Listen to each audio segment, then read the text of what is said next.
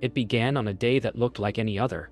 Glass shining, heels echoing, the city's rhythm beating against the windows of power. She had stayed late, alone, her words still bleeding onto the last page of her diary when exhaustion blurred them. A call from the trading floor pulled her away. By the time she returned, the book was gone. Somewhere in a tower built on secrets, her most private truth had slipped through her fingers. The next morning, a man at the top of that tower opened it, read the final line, and felt his life fracture. 1 sentence, 10 words, and suddenly the certainty of a wedding, a company, a legacy, began to burn from the inside out. He couldn't sleep. The words from that page repeated in his head like a curse. The wedding planner called. He ignored it. His reflection in the window seemed foreign, the face of a man living someone else's script. He searched the diary again, this time slower. The ink carried warmth, longing, and something cruelly familiar. He saw himself in her pages, the way she described the powerful as hollow, their perfection as poison. Each line stripped him until he felt bare, unguarded. In a life polished to mirror shine, he'd never been seen so clearly. And whoever wrote that final line knew him better than his bride ever had. She didn't realize it until mid-morning. The hollow ache where her diary should have been, panic dressed itself as logic.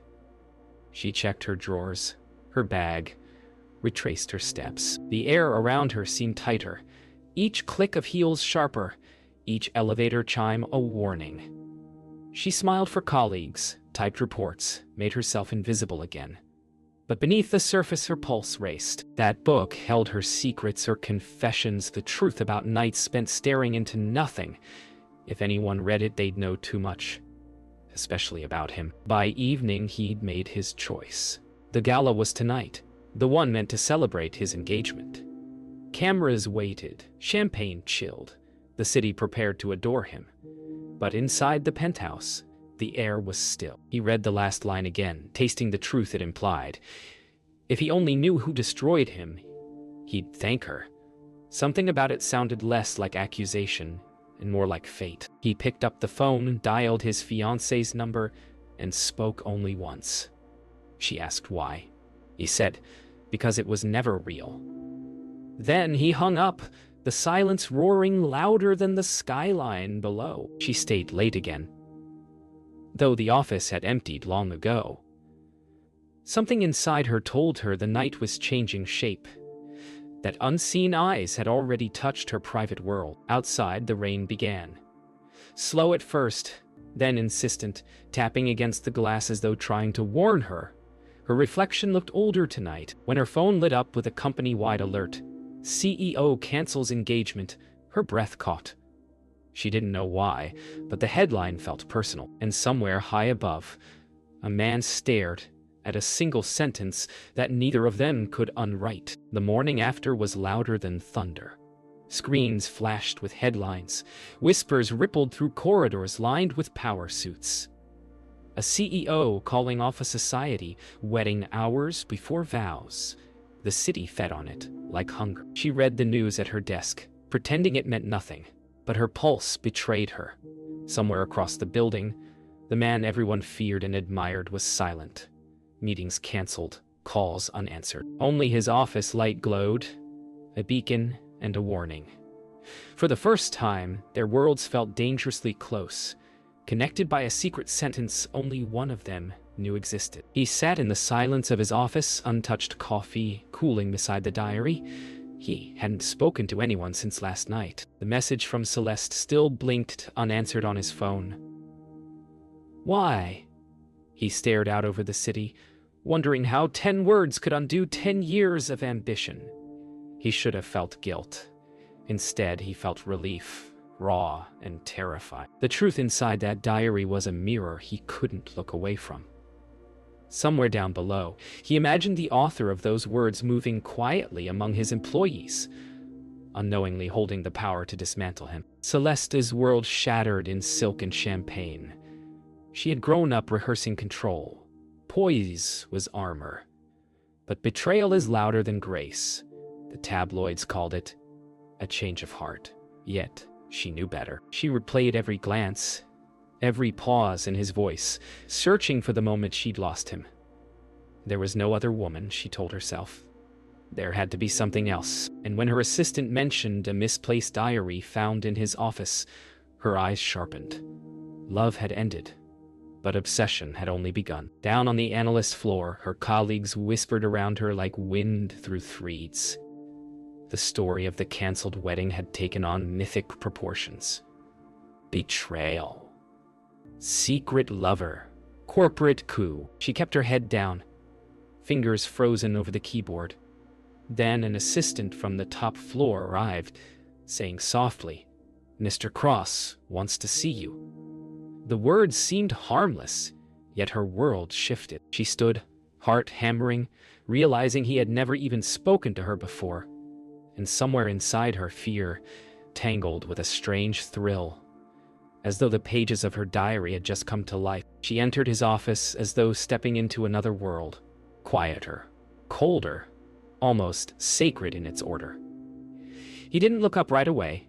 His fingers rested on the closed diary, a deliberate pause. The distance between them was only a few feet, but it felt like years.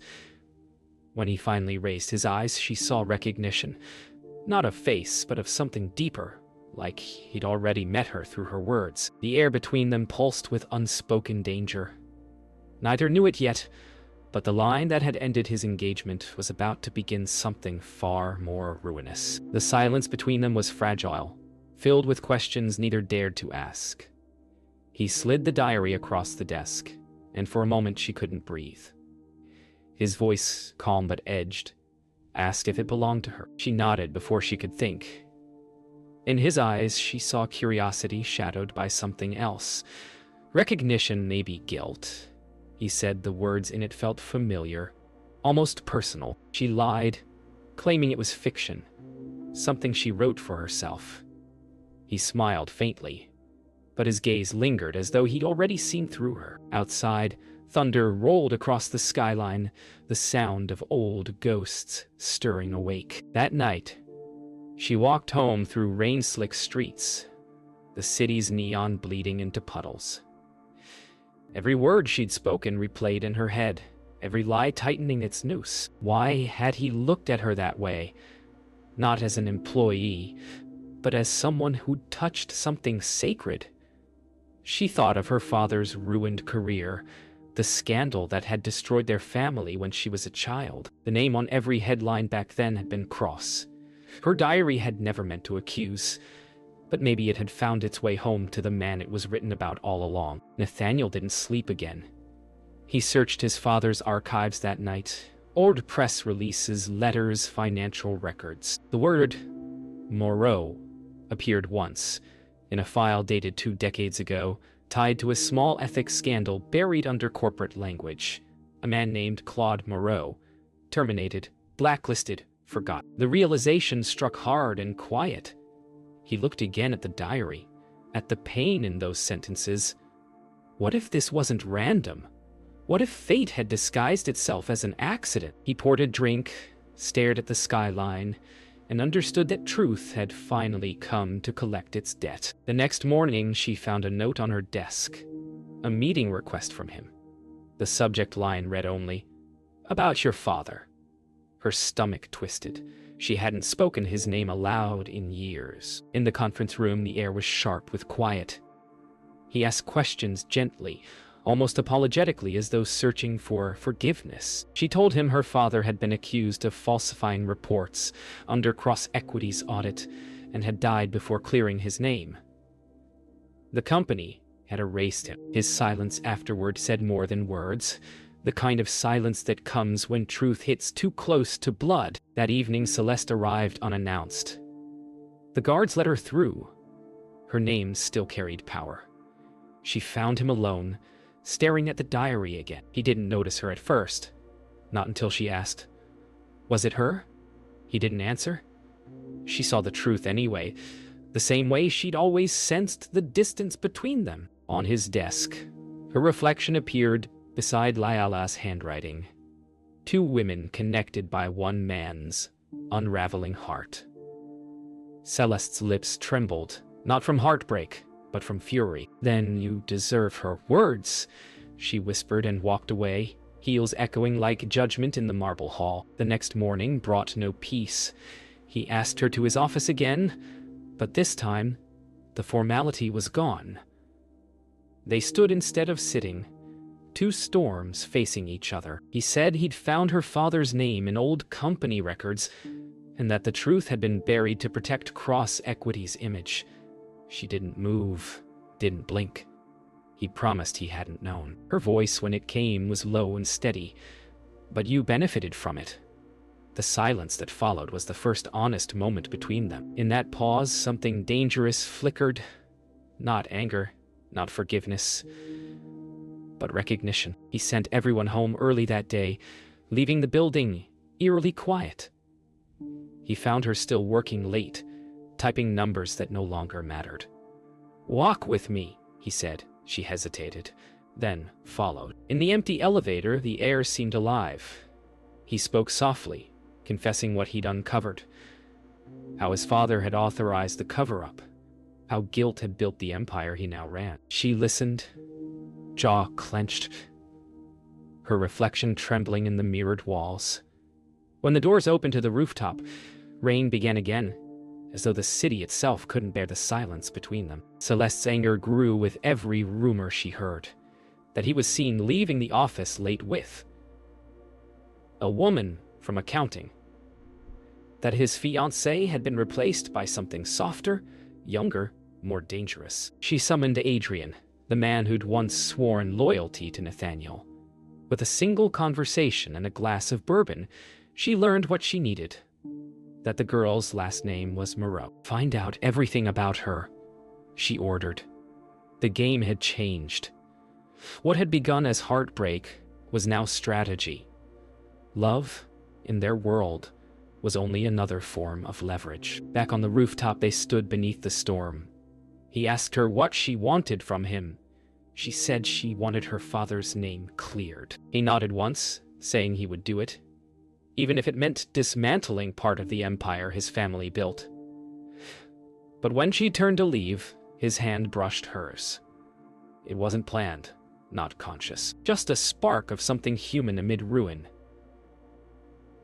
She froze, their eyes locking for one suspended heartbeat before she stepped away. When the elevator doors closed, both knew nothing between them could remain untouched again. He stayed on the roof long after she was gone, watching the city pulse beneath him like a living organism of lies and ambition.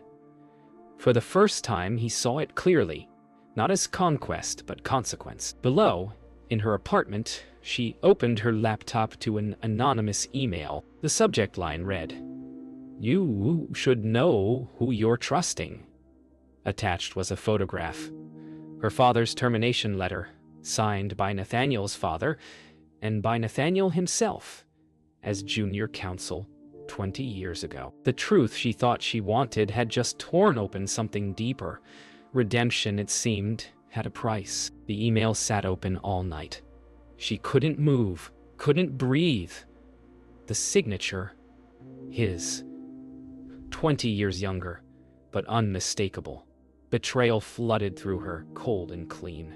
By morning, fury replaced grief. She walked into the office with calm precision, greeted him with the same soft voice as always, and handed in her resignation. He tried to speak, but she only said, "You knew." The words fell like glass, shattering between them. He reached for explanation, but she turned away.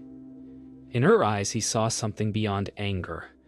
The finality of someone who'd stopped believing in redemption. Celeste watched the chaos unfold like a conductor guiding her own symphony. Rumors spread, whispers of insider scandal, forged reports, a CEO under review. She had fed just enough information to the press to ignite suspicion, never truth, just fire. He'll burn his own empire trying to save her, she told Adrian, and he didn't argue. He only asked what she would do when he did. Her smile was soft and lethal. "Then I'll own what's left of him." Power was no longer about marriage. It was about ruin dressed as grace. Nathaniel sat in the boardroom facing an emergency meeting. Words like audit, leak, and breach of ethics ricocheted off the walls. Every file he opened seemed to bleed her father's name. He realized the empire was collapsing under the same truth it had buried. When the board demanded to know what he planned to do, he said only, "Tell the truth." Gasps filled the room. Honesty, in their world, was treason. But for the first time, he felt strangely free, stripped of pretense, stripped of power, left only with the man beneath the suit. Lila spent the day avoiding calls, ignoring headlines. She packed her apartment in silence, every sound echoing like a decision. But as she reached for the last box, there was a knock. It was him. Drenched again, as though the storm followed wherever he went. He didn't apologize. He didn't plead. He just said he'd told the board everything. Her father's story, his role, the company's lies. She didn't know whether to hate him more or forgive him. When she finally spoke, her voice broke. "You destroyed everything." His answer was quiet. "Then let me rebuild it, right?" The next morning, the news broke. Cross-equity under investigation, trading halted, leadership under review. The city called it the cross-collapse. She watched from her sister's apartment, coffee untouched, as his face filled every screen.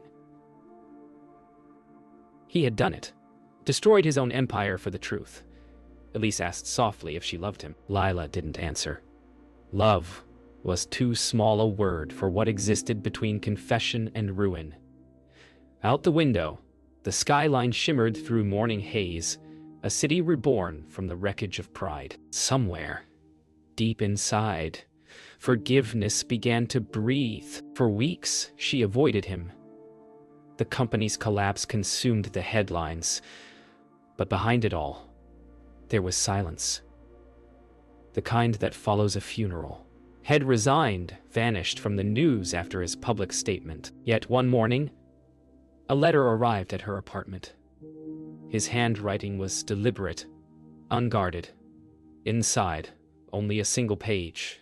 "There's more you should know. Meet me at the pier. Noon." Her hands trembled.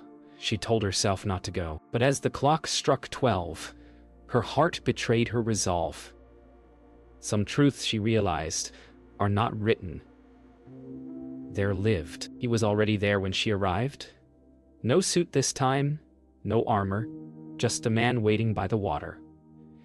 The wind pulled at his hair, and for the first time he looked almost ordinary. He told her the truth, that he had signed her father's termination because his father ordered it, that he'd been too afraid to resist. "I was 20, he said softly, "and I thought loyalty was the same as right." She said nothing. He stepped closer, voice breaking. "You were the first person who ever made me question that." Between them, the sound of waves filled the silence Mercy left behind. They walked for hours after that, through quiet streets that once pulsed with their ambition. He spoke about dismantling the company, how he'd liquidated assets to compensate those wronged. She listened, torn between pity and admiration. He offered her her father's cleared record, official, public, irreversible. It should have felt like victory, yet it only deepened the ache. He smiled faintly. It was never mine to keep. For the first time, she believed him. Not the CEO, not the myth, but the man who'd finally learned how to be small. Celeste watched the televised interview that night, glass of wine untouched. Nathaniel spoke calmly about his resignation, his accountability, his plans to rebuild the company into something transparent. The world called it redemption. She called it weakness. Yet when the camera lingered on his face, she saw something she hadn't expected. Peace. It angered her, then strangely softened her. She realized she had spent years loving a reflection of power, not the man beneath it. And for the first time, she felt the quiet ache of letting go. When he found her again a week later, she was painting her sister's studio wall, pale blue, the color of stillness. He stood quietly at the door until she turned. "You're early," she said with a tired smile, as though she'd known he would come. He told her he was leaving the city, starting over. She asked where. He said it didn't matter as long as he built something honest. For a moment, neither moved. Then she reached out, wiped a streak of paint from his wrist, and whispered, "Then don't do it alone." The confession, at last, wasn't spoken. It was shared. Spring came softly, like the city itself was learning to breathe again. Months had passed since the scandal, and both their names had faded from the headlines. She spent her days helping her sister rebuild the art studio. He worked quietly, with an ethics foundation under another name. When they met again by chance on a quiet street cafe, it felt less like reunion and more like inevitability. The world no longer looked at them. Only they looked at each other. Between sips of coffee, a silence bloomed that didn't ache anymore. Sometimes redemption doesn't arrive in grand gestures. It arrives in peace. Celeste moved to Europe soon after. Her name still appeared in fashion columns and charity boards, but her eyes had lost their hunger. In her private moments, she sometimes replayed the night of the canceled wedding, the silence, the message that ended everything. For years, she had mistaken control for love, vengeance for power. Now she learned to live without either. Some wounds don't close with apologies. They simply stop bleeding when you stop pressing them. She poured herself another glass of wine, whispered his name once, and let it drift out of memory. Nathaniel returned to his father's old estate, now empty, ivy growing wild along the walls. He walked through the halls that once echoed with ambition and silence. In the study, he found an old photograph of his father shaking hands with a younger man, Claude Moreau. For the first time, he didn't look away. He placed the photo on the desk beside a small plaque that read "Truth First." He didn't need to destroy the past anymore. He only needed to understand it. The man who had once ruled the city now learned to live without being watched. For her, forgiveness arrived slowly.